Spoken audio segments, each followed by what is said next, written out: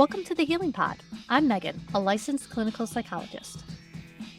And I'm Jessica, a licensed clinical social worker, and this is our journey of navigating anxiety as we learn to take up space and create an environment where we feel that we can belong. Join us together as we learn not just to survive, but to thrive in our anxious brains. This podcast is intended for educational and informational purposes only. It is not a substitute for professional therapy or medical advice. If you are experiencing any mental health concerns, please seek support from a qualified mental health professional or healthcare provider. Remember, your mental health is important, and seeking personalized professional help is key to your well-being. And welcome back. Here we are for yet another episode of What Are We Doing Today? That is always a good question. But we're here, and that's what matters. And in our usual fashion, we are figuring it out as we go. So today we are going to touch on using humor in stressful situations to cope.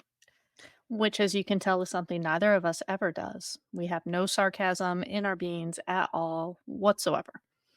Super I said serious that with all a the time. straight face. Yeah, I said that with a straight face. I was very impressed with me. Yes. Whew. Humor Right? is our superpower. We use it really well, and we use it to mask really well. So we're going to teach you how Mhm. to do it appropriately. Yes. Because there is that line. I mean, humor does have the benefit of making the hard to deal with topics accessible.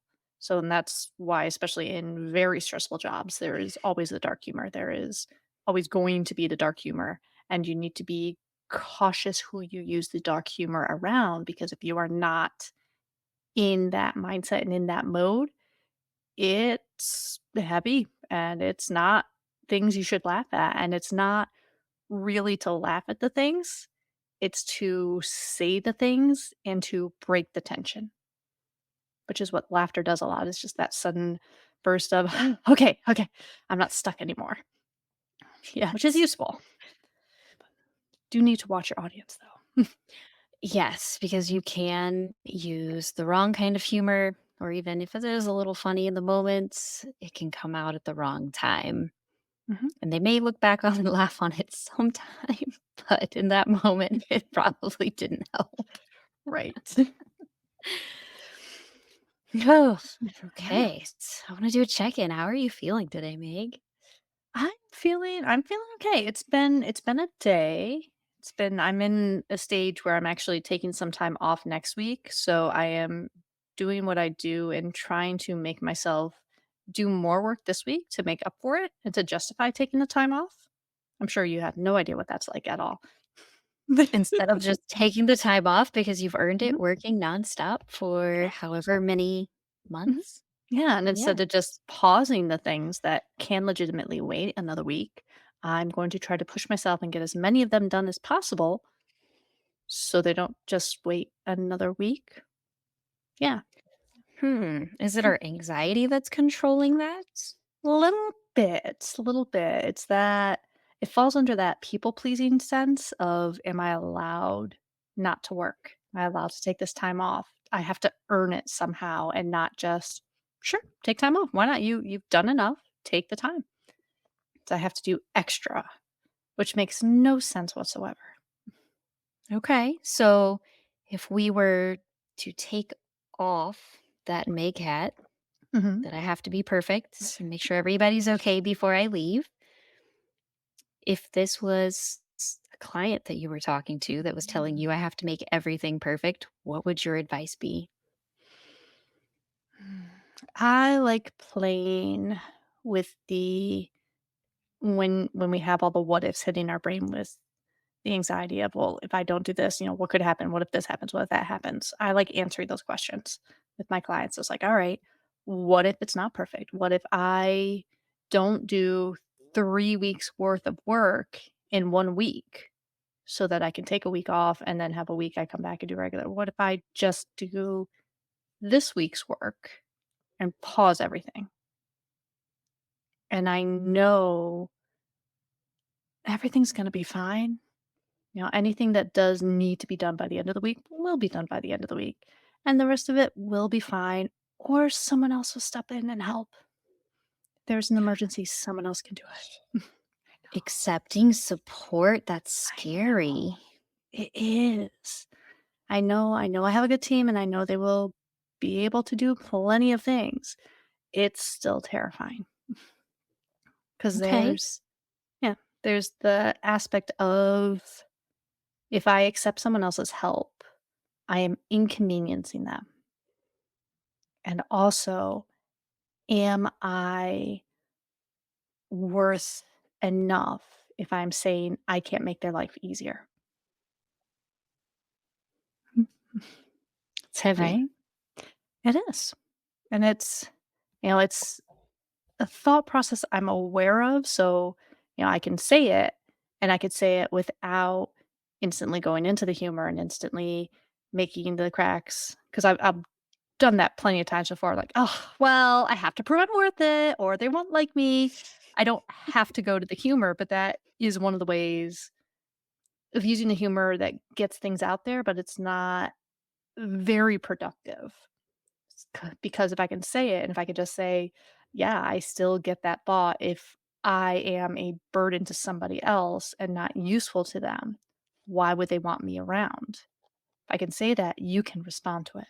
You can feel that. You can say, "Yeah, that's a lot." And if I turn it into a joke, you can kinda nervous laugh with me and you can say, "Yeah, yeah, I've had that thought too," but we don't actually look at it. We don't actually touch on it. Mhm. So I see a lot of turtling, right? Like in this moment, you're Mhm. being very vulnerable and like, this is why I'm not doing this. Mhm. And what if we like peek our head out of that shell a little bit and say, you know what? This is uncomfortable.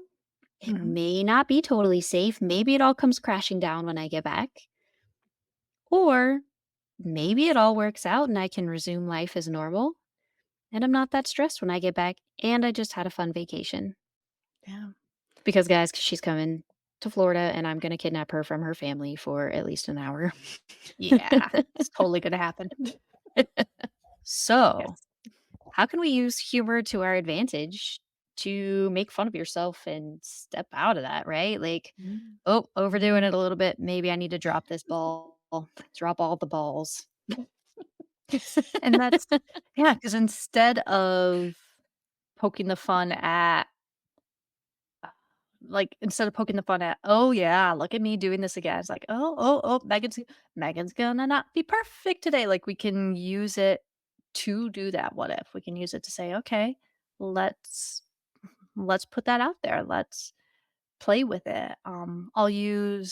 I use a lot of extremes. So when I'm working with a client and trying to come up with examples, I don't really want to tell them the example that I think would be helpful for them because I'm really hoping they'll come up with it themselves. Really, really hoping they can do that.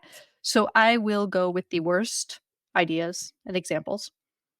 So for this it'd be like, "Oh, okay. So why not instead of doing everything for this week and for next week and possibly for the week after, let's do nothing. Let's be absolutely completely lazy. Let's just not even go to work anymore. We're taking next week off. Let's call in sick the rest of this week."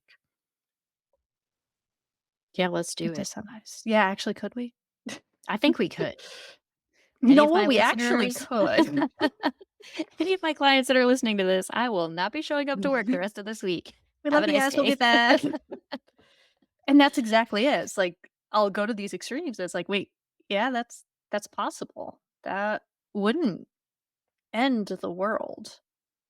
Am I gonna do that? No. I got stuff to do and I am taking next week off, so I don't need to do that. I have bills to pay. But I get that.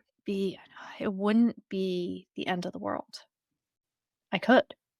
If I got really sick tomorrow, it would be okay for me to take care of me. It would be. Mhm. Mhm. Yeah, because if you don't take care of you, what kind of dreams do we have? Oh, the stress dream. The stress dreams are already starting this week. I have a fun relationship with my dreams because I've inherited dreaming abilities from my mom. She has lovely she dreamed once about piles of laundry attacking her. So my dreams are proof that they are not literal. There is no literal interpretation really in them, but there's a lot of, "Yeah, yeah, that's what I'm feeling right now. Yeah."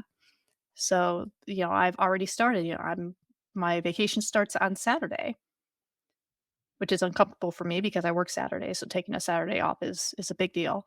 Um, and I'm already starting to have the dreams of I get all the way and I get in the car and we're driving down there and I realize I didn't pack any underwear or sunscreen at all. No underwear for the entire week of the trip, and of course, in the dream, there's no, "Oh, I could just go to a store and buy underwear." If I really forgot to pack it, I would just stop and grab an 8-pack of something. Nope, it's just, I have to make the entire week work on 1 pair of underwear, and I can't tell anyone. No one can Forget know that. I'm I rolling forgot this. commando and telling everybody. Yes. But it's just that feeling of stress, and then my brain going, "Okay, what can we map this on? What random thing feels like this stress?" And then I wake up and I go, "No, that's not gonna happen. That's really not gonna happen. I'm sure I'll forget something else, but not that." The underwear and the tea are gonna be the first things in the bag. Needed. Very needed. Yes. Everything else is fixable. Yeah. Exactly. Yeah. But stress dreams are a special, special form because I still remember my high school locker combination because it's only been in the past couple of years that I stopped having the high school stress dreams of I spent the entire semester and never went to this class and now it's the final and like those ones, they lasted forever. And then it transitioned to like a college stress dream and I was very upset to learn there was something that came after the high school stress dream. Yeah. You just went through all the phases of your life again. Like, I'll say high school was the Yeah. least stressful point of my life because I just didn't Nice. go. How I got this far in Ah. my degrees and my career, I'll never know. You are freaking brilliant, and you figured that out that you didn't have to go. Yeah, no, I was like straight A, in the group at the top of the class all the time. Yeah. Yeah, that's the only part of my life, like, I can look back on and say, freshman year of high school was fun and then dropped out and did homeschool. Yeah. Let's not talk about college though, or like career life. Stress dreams, like I shared with you earlier, right Mhm. there. And guys, this is what brought up this conversation is a text from Meg saying I'm having stress dreams, forgetting my underwear. Hey, Yep. me too. Except I didn't forget my underwear. I left raw chicken in my car. I don't even like chicken. I don't even buy chicken. Why am I leaving raw chicken in my Mhm. car? And I woke up and checked my car this morning. It felt Mhm. so real, and I'm like, in my Yes. head, I could smell raw chicken in my car, and I'm like, "What is wrong with you? First off, you Mhm. haven't been to a grocery store in a week, and you won't even touch raw chicken, so you Mhm. did not buy raw chicken." It's just a few and there goes those few factual things that just don't line up in the dreams. But then there's that No. sense, like, I'm gonna forget something important. You're gonna forget something important. And the impact of what we forget, I'm gonna forget something important, and I'm not gonna be able to express it to the people around me. I'm gonna have to hide it, figure it out myself. You're gonna forget something Mhm. important, and it's food for your family. It's gonna hurt your car and make it all smelly and really gross because it's chicken, raw chicken in a hot car. I That's have not lost a something that gallon goes of milk in well. my car before. It, like, slid into this weird compartment in the back Mm. of my car, and it exploded. So, Ooh, that's a thankfully, pay someone else to fix that problem. I did. I don't have that car anymore. There are some things that we need to outsource. Yes, and that goes you're spot on. There has been so much this week with finishing taxes and Mhm. trying to Yes. get everything in order for the business and just making sure life runs Mhm. smoothly. And Yeah. you're packing for a trip, like that's exhausting. Mhm. It So is, and it's finding ways to decompress. yeah, and, like, I know, like, we did it. We just used humor and laugh, and you can feel that little release. You can feel Mhm. that sinking back into yourself, and the tension just breaks enough that you can then look back at the thing for real. And that's really the point where humor can be useful, is if you use it to break that tension, to say, "Yep, I'm here. We're checking in. We're still here, and let's not run away from this." Because if we use the humor, we take those breaths, if we use the humor, and then we keep using the humor and we keep going away and we never come back to that thing, the thing that we needed to laugh about, the thing that was so big we couldn't just sit with it for too long without going under and drowning and going to a place where you don't need to be to analyze everything, to process everything, to talk about it, to deal with it. You don't need to be in the deepest part of that hole sometimes. You need to be able to break out, to look at it from another angle, to be able to connect with the fact that where you're at right now is not in the middle of that issue. You are here, you are, driving your car, sitting here listening to us, watching our lovely faces on YouTube, whichever way you're doing this, but you are somewhere where you are being supported by a chair, by the earth, leaning against a loved one, whatever you are doing. You are breathing, you are thinking, you are not in the middle of a crisis. And so, from that space, if you can remember that space that you're in, then you can look at the problems a little clearer, a little different angle, a little more able to use that wisdom, able to use that logic side of it, and blend that into what do I do about these things? Yes. And what about those dreams that keep you up? Like maybe you get 20, 30 minutes of sleep and it snaps you out, and now I can't sleep because my thoughts are racing. How Those do I are put this rough. down? Mm, Yes. those can be rough. So there's a few things. So I know if it's running through my head and it's running through my head, I will literally write it down and put it down because I'm trying to remember. I'm trying to think about it. I'm trying to figure it out. So by writing it down, it's somewhere that I can rely on. I'm going to look at that in the morning. Is it going to make sense in the morning? I have no idea. Depends how much I woke up from that dream. But it's somewhere that I can look at it and say, okay, what was this thing instead of needing to hold on to it and process it, which Yeah. is, yeah, it is a lot of what your brain's doing. So I have one of my friends that I went to grad school with, he actually works and worked on developing an app for PTSD and veterans. So it's Dream Easy, and I use it a lot with my clients and I recommend it. It works on using guided imagery to re end the dreams. So basically, when you're stuck in that dream pattern and your brain is trying to process it and trying to process it and trying to process it, and you're having those repeated dreams over and over and over that get to the same point, you come up with the way you want it to end. You tell your brain how this is going to turn out and how it's going to end, and you put everything in you into imagining that with all the details you can. And it starts to break that cycle because your brain feels that completion. It's like, oh, okay, this went somewhere. Yeah. Yes. Where are we at right now? Hmm. And that's very similar to what I do with my clients because I work a lot with mindfulness, meditation, and just really being present. And I Hmm. have them do that. I'm like, we tell kids bedtime stories. Why don't we tell Yes. ourselves bedtime stories? And we do it to make sure they don't have bad dreams, right? It doesn't always work, Mhm. but tell yourself a story, pick a favorite memory, tell yourself a silly story, right?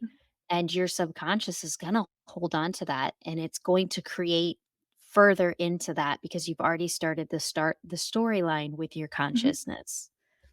Yeah. And that's one of the things that I like to do when I have those dreams that wake me up is I will purposely try not to move too much and stay Mhm. in that semi state, but I have enough conscious awareness that I can do.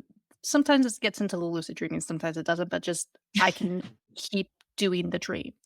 Like, I can keep playing it out with more control of, "No, I wouldn't do that, I would do this. This is Mhm. what would happen. This is who I would seek help from. This is what could happen in this scenario." Yeah, And that can, absolutely. I do the same yeah. thing. Absolutely. Mhm. It's almost become, sorry, I'm getting tangled in my cords here. It's almost become a regular thing, almost like a fun thing for me, right? Like this Mm, is something in my life I have control over. And yes. I do that if I am dreaming and I get woken up, Mhm. I will intentionally lay there and try to remember what my dream was and keep it going. Like, okay, I Mhm. know this is where I was. And usually I'm woken up because it was almost like a startle dream. I have a lot of dreams of like people breaking into my house and Mhm, somebody's going to hurt my kids, right? So I always think I hear somebody and then I'm asleep when I think I hear this. So if it wakes me up, then I continue it of nobody's in my house or inappropriate things, right? Like I take control of mhm, the situation and I know my kids are safe. So those little things, like just practicing doing that can give you so much more control over your sleep without the need of medication. mhm. Yeah, because it's and I know they have good medications for nightmares, which if you have a lot of problems, such as the PTSD nightmares, it's something that's very worth seeking. But I also know Mhm. that as soon as you stop that medication, it's all still there. Right. Like, you need that break, absolutely take what you need to get through it. And also, how do we give you that sense of control? How do we give you that sense of closure? How do we give you that ability to recognize what you are dreaming is not absolute, it's not exact, it's memories, it's confabulations, it's your brain picking up things and trying to process it all. What is it trying to process? And how do we make that accessible and processable? That's not a word, but Yes. it is now. Processable. Processable. We're gonna hold that one. Yeah. Able to be processed. Processable. Yes. I love it. Mhm. Whew. Okay. So now that we've entered into all of that and we've laid out all of your what ifs, what are you gonna do with the rest of your week? Well, I know I know that urge to try to do 30,000 things is not realistic. I do have a Mhm. to-do list that some of them I have been avoiding and some of them I do need to get done. Mostly it's emails. I've been avoiding emails a lot these past couple of weeks, so I do have to get back to those. But really, it's my goal my logical goal is to get through what actually needs to get done this week, to write everything else that I'm working on down in that list, to put it all in a pile, and to leave it there as I go far, far away from it. And then when I come back, it's all right there. Good. Yeah. It's like that is the hopeful goal. So we will see how it actually goes. And I know I've already tried to stop myself from the, "Okay, yep, I'll be out of town next week, but if you guys need me, you can if you guys No, need me, I will be driving a lot, I will be in water, I will be doing things that are probably not conducive to actually being contacted. So if you need me, I am not someone else can available. get it." There are other Mhm. people who know just as much as I do about other things and can handle it, or can at Yes. least put a pause on it and say, "She will get back." Mhm. Put a Band-Aid on it until I return, and that's enough. And if it is an emergency, call 911 or seek your nearest emergency room. Absolutely. There's a reason that is on many, many, many voicemails. And that is also a reason I am not an MD. Mhm. Yeah. Can you imagine the pressure we would have with that? It's like, "No, wait, we are the emergency people." I don't know if we'd be able to turn it off. I just don't think so. We would hit burnout, like, before Mhm. we're even through residency, so let's stick with mental health. I will. Yes, we will stick with mental health and helping everyone else with their burnout and remembering to take care of our own and Mm. occasionally laugh ridiculously at ourselves because you have to. Yes. No. Sometimes you just walk into a different office to stare at a wall for a minute because it's different than your own, and you need to look at something different while you're processing, "What on earth did I just go through?" That Mm. happens. Mhm. And how do you handle if there are people around you staring at you? Well, you always have to pick the right one. So I know we have you have to pick the right people in the right office. We have a great group and there's definitely different people you go for different things of, "Oh, hey, I need to talk to this about this one and this person about this one." And we have lovely front desk staff that we try not to bother them too much because they're working and they are very busy. But every now and then you just go up there for the not clinical, "Okay, there are average people in the world. This is Yeah. good. Average people in the world that are not expecting me to solve clinical problems for them all the time. Okay." Good. Here's a paperclip. I'm back to my office now." Yes. Yeah. And they sit there and they look at us and like, "Why are you?" I'm like, "Nope, don't need anything. Just doing this." Just tell them why you're there and go. And if it's, if it's not the people that you know, if it's not your offices that you know and your friends and stuff like that, if you're outside having a day and you're just walking around the park talking to yourself and people start to look at you cross-eyed, they'll probably just leave you alone. So it's And I okay to think just step most away. people think you have headphones on these days. Yes. And they're wireless now, so it's even less of a tell. So go sleep, go walk, go talk to yourself. Mhm. Like, it's all good. Yeah, Go let it out. yeah. Go Mhm. scream at the ducks. Yes. Give them some random names. Name the ducks is very fun to do, and that goes back to Yes. the humor with how good of a duck name can you come up with? I know. Have you named your ducks?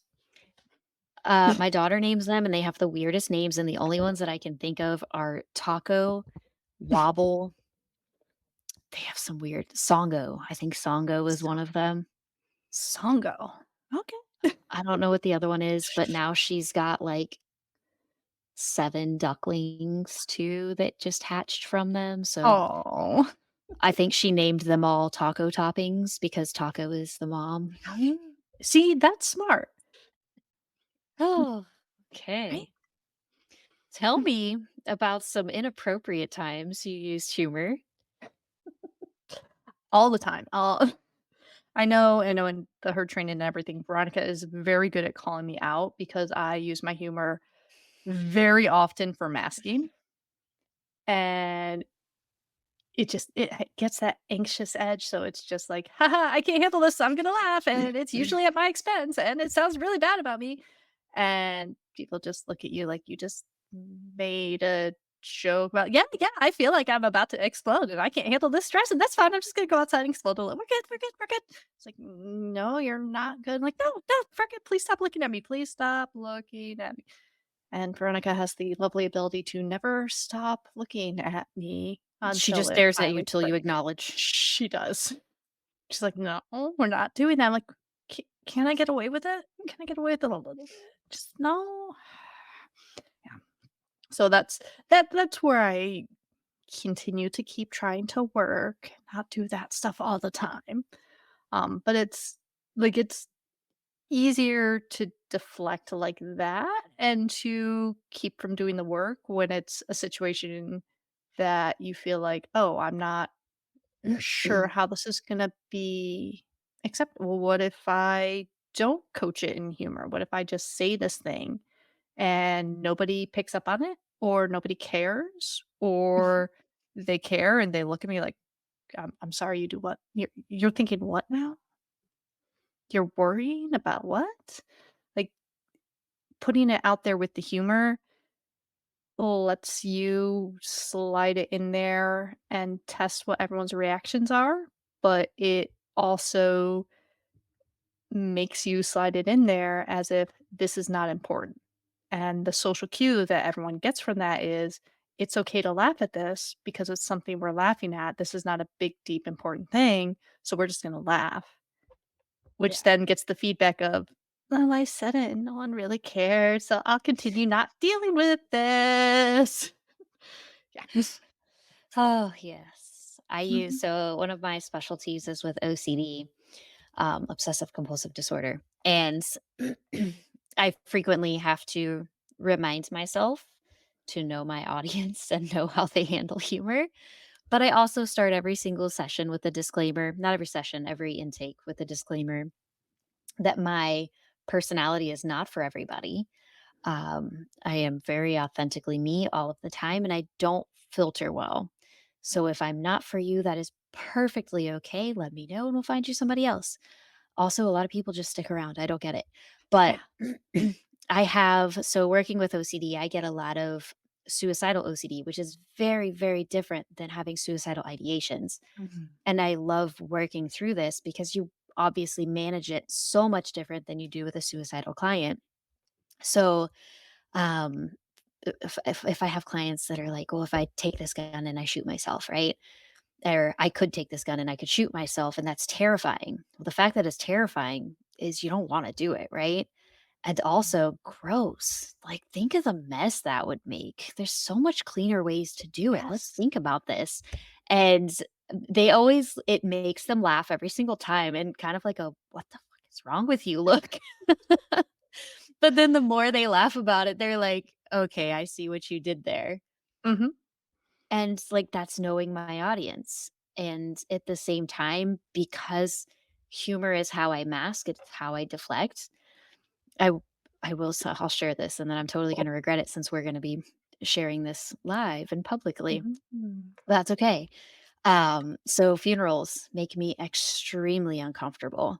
I put on my professional face. I wear my therapist hat through the whole thing because if I don't, my anxiety is going to spike, my uncomfortability. I've never understood the point of viewing the body. I get people need No. closure, but whew. No, not that So, one. right. The first time I met my husband's grandfather was at his viewing, and somebody, I can't even remember who at this point. I was so mortified after it came out of my mouth, and there was no taking it back. And they said, "So, how was Keith when you met him?" So he was kind of cold. And I was like, "Oh, no." And I said it to my husband, and he was like, What is wrong with you? Also tell my dad, he'll laugh." It's his dad's dad. I was like, "What is no." And it's those knowing your audience, the person I said it to was just like, "What?" Mhm. And those things slip because I'm uncomfortable and I'm anxious, and it's knowing how to properly use your humor so that when you're Yes. masking, it does not come out Mhm. at times you can't take it back. And how to make a quick exit sometimes and be like, "No, what? What? I don't know what I said. Mumbled? I mumbled maybe. Where's the Very nice tea?" meeting you, I'm exiting left. Mhm. Yes, exactly. Yeah, yeah, there's yeah, funerals are definitely one of those, like, it's you want to break the tension, and your options are laugh or cry.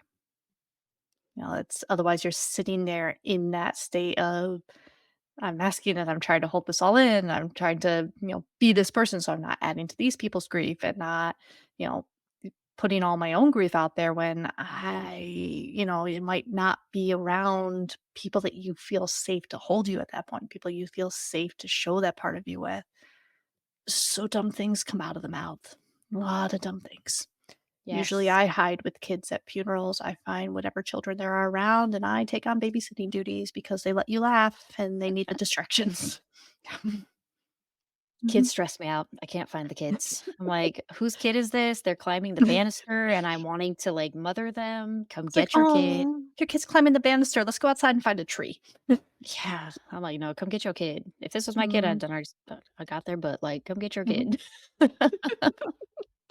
But I it's look for the it's fun. elderly people, and I'm Yes. like, "Are you next? Can I sit next to you?" Just kidding, I don't ask them that. But there it slips out again. Is this like a wedding? Are they gonna throw a bouquet? Do you try to catch it to see who gets Right? the casket next? There's a lot of flowers. Do you want help planning? Because this one's kinda boring. Mm. Let's spice it up for yours. You seem like a Mhm. fun person. Yeah. Yes. Have to have fun plans. I know, like, Mm. personally, I found this great place. They'll turn you into a pile of dirt. That sounds lovely. I like that.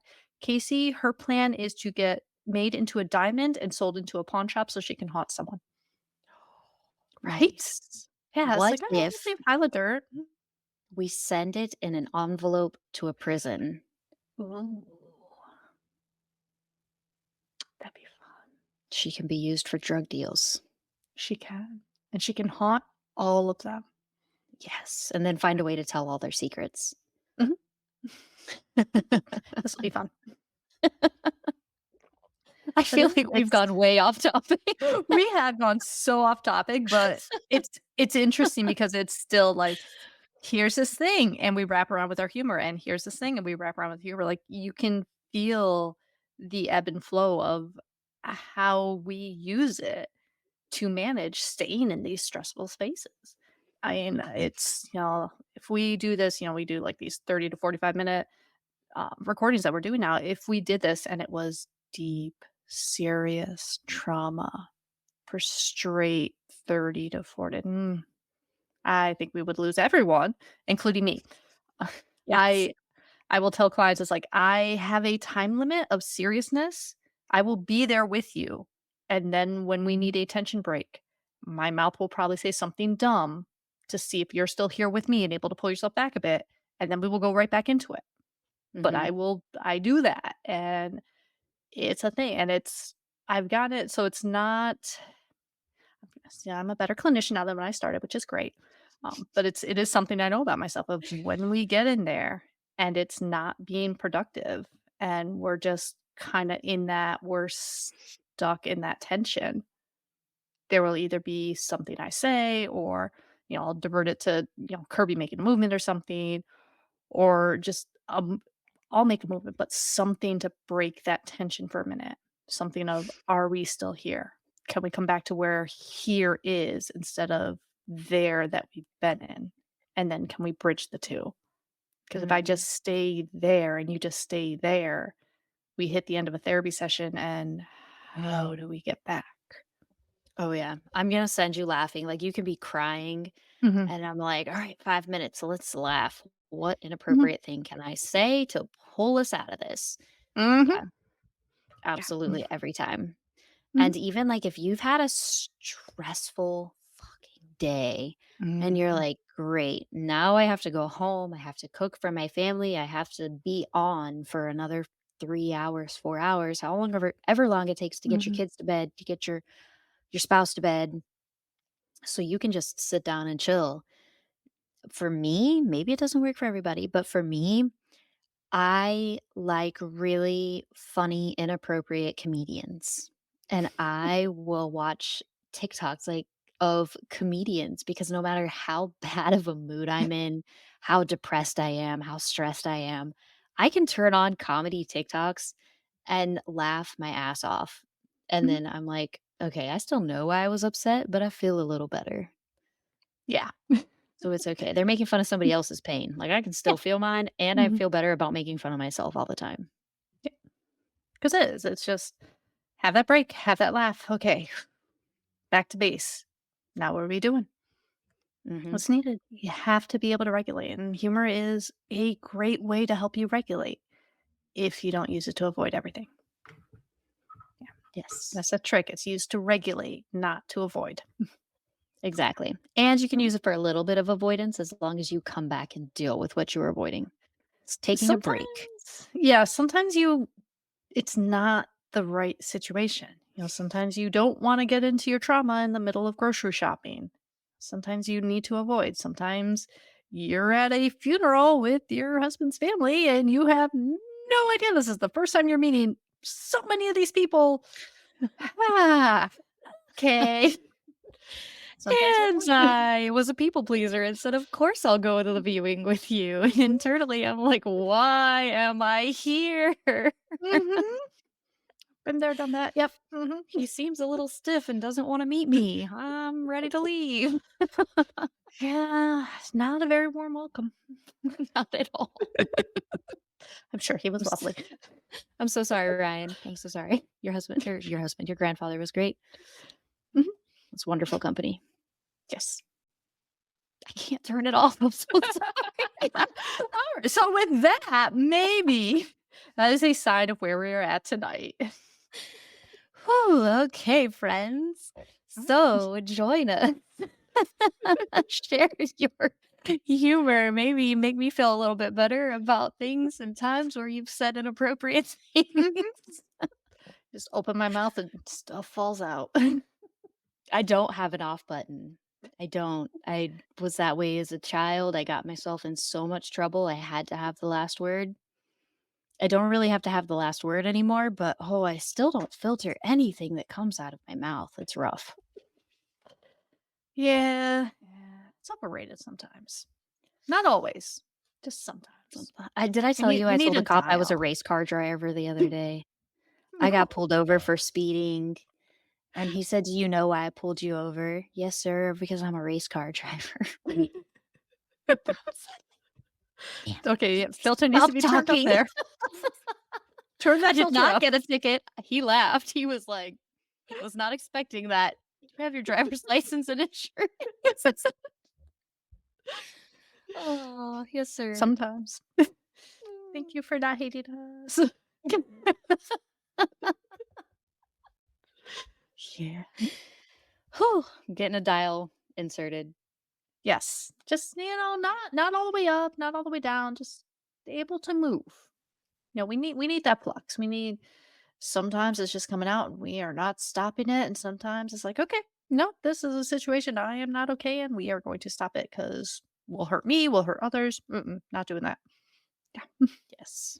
We'll get It there. is my safety wall, and I gotta learn how to find a healthier one. Mm. Yep. Not give it up, not abandon it, but put a dial on it and put some other structures around it. Yeah. Yes, absolutely. So if you guys want humor and fun, I got you. Inappropriate Mhm. comments, we're there. You will not offend me. Absolutely. No. As we discussed before, we're not really sure what rating this podcast is. And if we offended you tonight, then we are so sorry. We'll put some We referrals, really are. references out there for some other podcasts for you. I'm sure there's some lovely ones. I listen to plenty. There's lovely ones. Yes, there is. There's some very mellow ones. Mhm. And then there's us. I don't So even know if we have yeah. like a PG rating. I think that's where we're falling at the moment. We'll see how it goes. We'll have like late night specialty. We did just start a Patreon if you want to like pay to support us for keeping this podcast going and pay just to eventually get letters after her name. We can totally do like after dark specialty, no filter podcast on there at some point. So, we can do this. All the things. Yes. We can do all the things. Come to you every single day with all of our humor. Maybe we'll start some Mhm. lives. Yeah. Why not? We can do that. Until that point, though, come listen to us. Come find us online wherever you get any of your podcasts. We are on YouTube, so you can watch our weird facial expressions and count just how often I actually drink tea during a podcast. It's a Fun lot. drinking game, literally. Yes, you can drink along with me, and I will not judge what you are drinking. Not Hey, no is judgment. this is not like therapy, right? Like I could bring wine to our We're podcasts. doing a wine podcast. Okay, when I get back from vacation, we're going to do a wine podcast. And we're going to see how that one goes. Yes. Alri Yeah, no, we are Shots. this is perfect. Yes. Every Shots are bad for you. time Megan touches her tea, and every time Jessica says something inappropriate, we're taking a shot. Do not do that, you will die. You will die. Sip of wine, sip of liquor, sip of beer. Do not do shots, you will die. There is a limit to the human liver. And with that, join our community on Facebook, Instagram. We're also on TikTok. Soon to start having some videos. Definitely one coming when Megan comes to Florida. Yes. And I think Sharon touched on where we are Yeah, as far as our podcast recordings. yeah. So, come find us, come join in, and we'll be back in a couple of weeks and see how it goes with wine. This'll be fun. Alright. Take care, y'all. We'll talk to you soon.